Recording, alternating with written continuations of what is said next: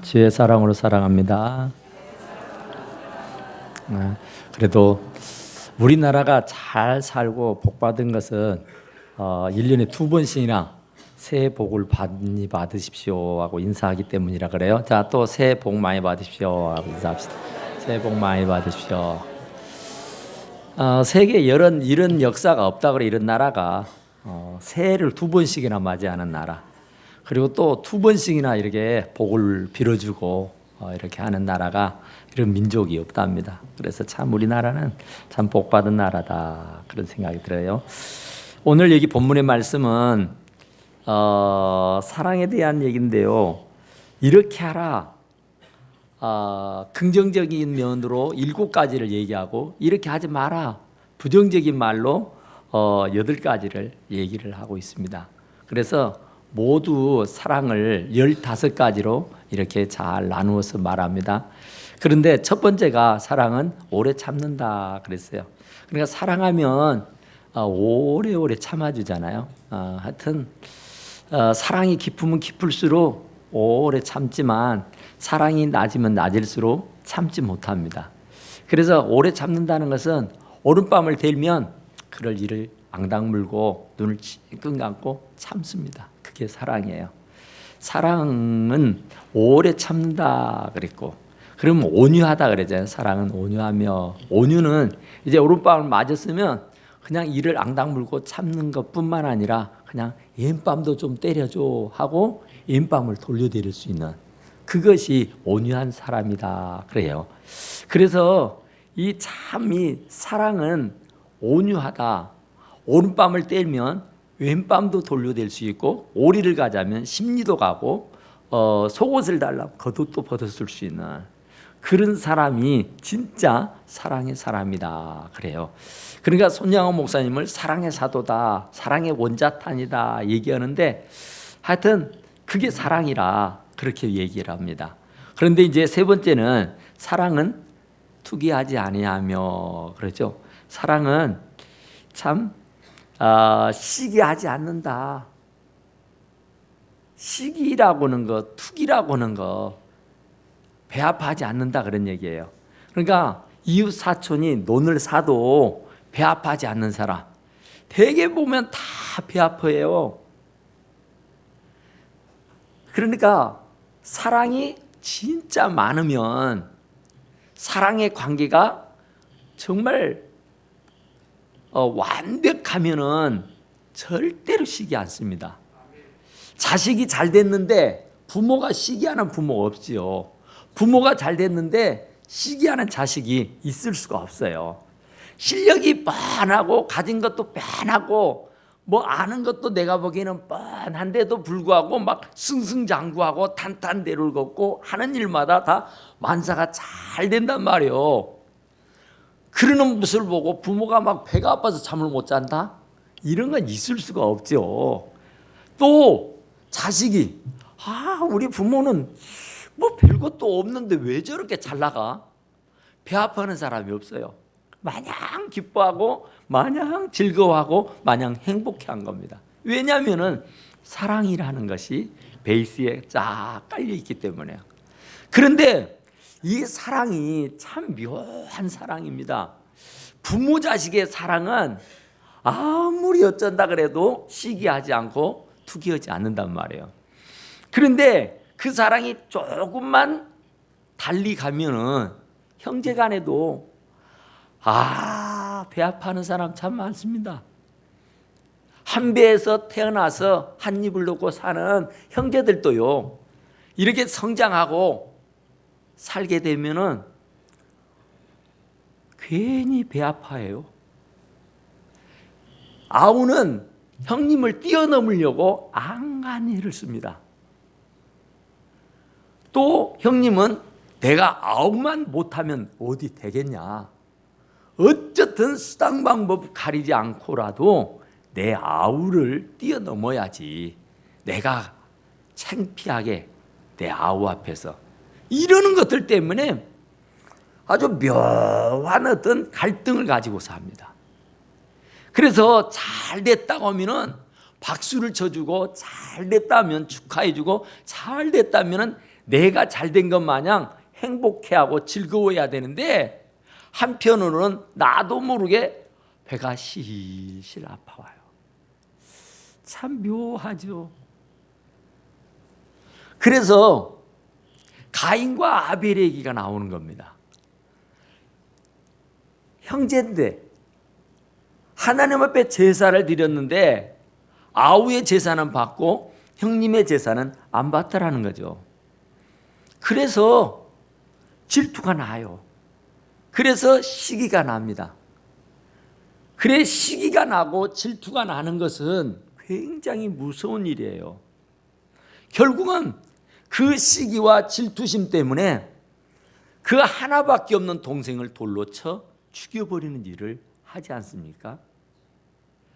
그러니까 사랑이 정말로 돈독했었더라면 어디가 동생의 예배는 하나님이 받으시고 당신은 예배는 안 받으셨다고 해서 그 사랑하는 동생을 돌로 쳐 죽일 수야 있겠느냐, 그런 말이죠. 또 요셉이라고 하는 사람은 정말 막둥이 아들로 태어나서 온갖 사랑을 독차지하며 아주 색동저고리를 입으며 손에 물을 묻히지 않고 살았습니다. 부모로부터 아주 귀여움을 독차지하며 살았단 말입니다. 그런데 형님들은 뼈 빠지게 나가 이른 새벽에 나가 한밤중에 돌아와야 했습니다. 그런데 집에 돌아와 보면은 동생은, 철 모르는 동생은 마냥 즐거워하고 마냥 행복해하는 거예요. 고생도 안 해요. 수고도 안 해요. 그냥 매장 먹고 놀기만 하는 거예요. 그러니까 형님들이 괜히 막 뒤가 나는 거야. 왜 우리는 날이면 날마다 꼭 두새벽에 나가서 한밤중에 돌아와서 이 고생을 해야 되느냐고. 그런데 저놈은 대체 무엇이길래 아무 일도 하지 아니하고 저렇게 좋은 옷만 입고 맨날 빈둥빈둥 놀고 있느냐고.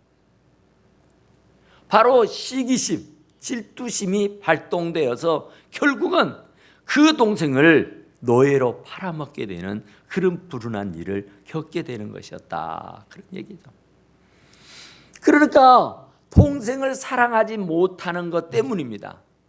그가 귀엽고 그가 이쁘고 그가 참 귀엽다고 하면은 그랬겠어요? 그런데 괜히 비운 털이 박혀서 하는 집마다 다 눈밖에 나서 그냥 어떻게든지 죽여버릴까 생각도 했어요. 그래 죽여버릴 수야 없지 않느냐. 그래서 노예를 팔아먹어버리고 말았다, 그런 얘기죠. 그러니까 정말로 부모가 자식을처럼 사랑한 것처럼, 자식이 부모를 사랑하는 것처럼 사랑했더라면 결코 노예로 팔아먹는 그런 일은 없었을 거다, 그런 얘기예요. 또 그뿐만 아닙니다. 모세가 영도자가 되어서 이스라엘을 이끌어갑니다. 그런데 그의 형님 아론은 바로 모세보다 3살이 더 많습니다. 그의 누나 미리암은 그보다 더 많은 나이입니다. 그런데 똑같이 태어나서 한 밥솥 먹고 한 입을 덮고 살던 모세가 어느 날 갑자기 이스라엘 영도자가 되어버렸어요. 모든 백성들이 그 모세를 따르는 겁니다. 이 아론도 미리암도 내 동생 모세와 내가 다를 바 뭐냔 말이에요. 지난 하나 별 볼 일도 없는데 왜 사람들은 마냥 모세만 위하느냐, 그런 얘기죠. 그것이 시기심의 발로였습니다. 부모가 자식을 사랑하는 것 마냥, 자식이 부모를 사랑하는 것 마냥 그냥 아낌없이 사랑했더라면 참 좋았을 법했는데 결국은 그 시기심이 발동이 되어서 결국은 어떻게 하면 모세를 흉을 잡아서 창피를 줄까 궁리만 했어요. 그러다가 모세가 구스의 여인을 사랑하게 되고 그 이방 여자와 결혼하게 되는 그런 일을 하게 됩니다. 옳거니 이때다 하고는 이 미리암과 아론이 달라들어서 그 아웃 동생의 하는 부적절한 행동을 그냥 힘입고 야단을 치는 거였습니다. 동네방네 소문을 다 내고 동생을 우세를 사게 했습니다. 창피를 주었습니다. 도저히 영도자인데 모든 백성들이 그 모세를 추종하고 따르고 있는데 그 모세의 실수를, 그 모세의 험을 잡아내어서 사람들 앞에 까발리고 그를 굉장하게 투기를 하게 되었습니다. 하나님이 도무지 그건 아니다성 싶은 거예요. 아무렴 형제지간이라도, 아무렴 아론이나 모세나 뭐 다를 바 별로 없지만 그래도 하나님이 세워서 이스라엘의 영도자로 삼은 사람은 모세이기 때문에 이건 절대자, 전능자, 조물주가 하시는 일이기에 순응하고 따라야 옳을 법한데 이 아론과 미리암은 그렇지 못했단 말입니다. 사랑이 사라지고 미움과 시기와 질투가 나타나게 된 겁니다. 그래서 하나님이 내가 모세하고는 격이 없이 내가 얘기하지만 너희들하고는 아니지 않다. 너희들하고는 아니다는 겁니다. 아무리 너희들이 형제지간이고 아무리 형님 동생 누나 동생이라도 나하고 모세하고는 특별하다. 그런 특별한 나의 종을 너희들이 감히 실수를 좀 했다더니 시기를 하며 험을 잡고 트집을 잡아서 까발리는 거 나는 도저히 용서할 수가 없다. 그런 거야. 그래서 큰 화를 당하게 돼요. 미리암이가 문둥병에 걸리지 않습니까? 시기심입니다. 시기하면 뼈가 마르게 된다 그러잖아요. 배가 아프다 그러잖아요. 오래 살 수가 없는 겁니다. 그러니까 늘 사랑하는 마음, 아끼는 마음, 그 사랑의 마음이 있어야만이 모두를 다 용납하고 이해하고 감싸고 덮어주고 건강하게 장수하며 살 수 있게 되는 줄로 믿습니다. 사랑은 시기하지 않습니다. 사랑이 없으니까 형님의 자식이, 아우의 자녀들이 잘 되는 것을 내 자식들과 비교했을 때에 괜히 배가 아파. 괜히 시기가 나고 질투가 나서 잠을 못 잔단 말입니다. 옛날에 그런 일이 있었대요. 이 사단의 왕이 이 수도원에서 수도화를 잡고 있는 아주 신실하고 아주 참 거룩한 주의종이 있었답니다. 수도를 하고 있었어요. 그래서 이 사단이 어떻게 하든지 그 수도를 하고 있는 이 주의종을 무너뜨리려고 안간 일을 다 썼습니다. 민계를 썼습니다. 아름다운 여자를 그에게 보내어서 유혹을 하는데도 눈 하나 깜짝을 않습니다. 또 많은 보물을 가져다가 유혹을 해봤습니다. 물질이죠. 거기에도 전혀 흔들림이 없습니다. 그래 이 사단이 별별 방법을 다 강구해도 이 수도자는 눈 하나 깜짝을 안 하며 돌을 닦는 겁니다. 그 거룩함이 상실되지 아니하는 거예요. 그래서 이 사단이 손발 다 들고 항복을 해버립니다. 도저히 안 되겠구만 하고는 포기를 하고 산에서 내려갑니다. 투덜투덜 불평 불만을 하면서 이 사단이 길을 가는 거예요. 그런데 아주 나이가 많은 나이가 많이 들고 경험이 많은 사단이 그 젊은 사단을 부릅니다. 여보게 젊은이, 예, 보아하니 자네는 무슨 근심이 그리도 많나? 수심이 얼굴에 가득 찼구만. 예, 다름이 아니오라. 저 수도자가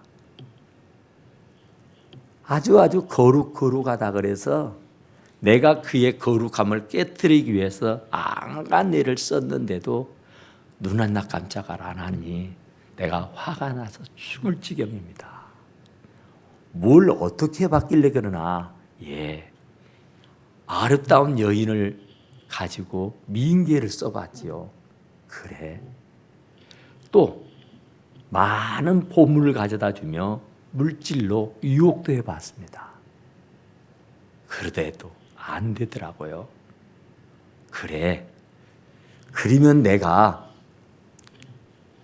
한 수를 가르쳐 준세. 경험이 많은 이 사단이가 자기의 그 풍부한 경험을 얘기해 주는 겁니다. 그러면서 지금 당장 돌아가서 이렇게 한번 해보게나 수를 가르쳐 주는 겁니다. 예, 감사합니다 하고는 또 발이 불이 나게 그 수도원으로 쫓아 들어갑니다. 그리고는 그 수도자에게 귓속말로 소근거립니다. 수도자님, 당신의 친구 있지 않습니까? 누구누구 아무개 말이죠. 그분이 어제부로 대로마의 추기경으로 등극을 하였습니다 했어요.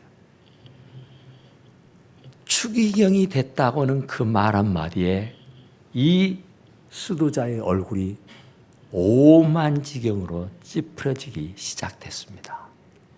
끌면서는 우락부락하면서 속이 막 뒤틀리면서 막 어찌나 괴로워하는지, 대체 그 친구가 나보다 나은 게 뭐가 있다고, 내가 그 친구보다 뭐가 덜 뭐하다고, 그 친구가 추기경이 됐다고, 이럴 수는 없지 하면서 아주 분해하더라 그런 얘기예요.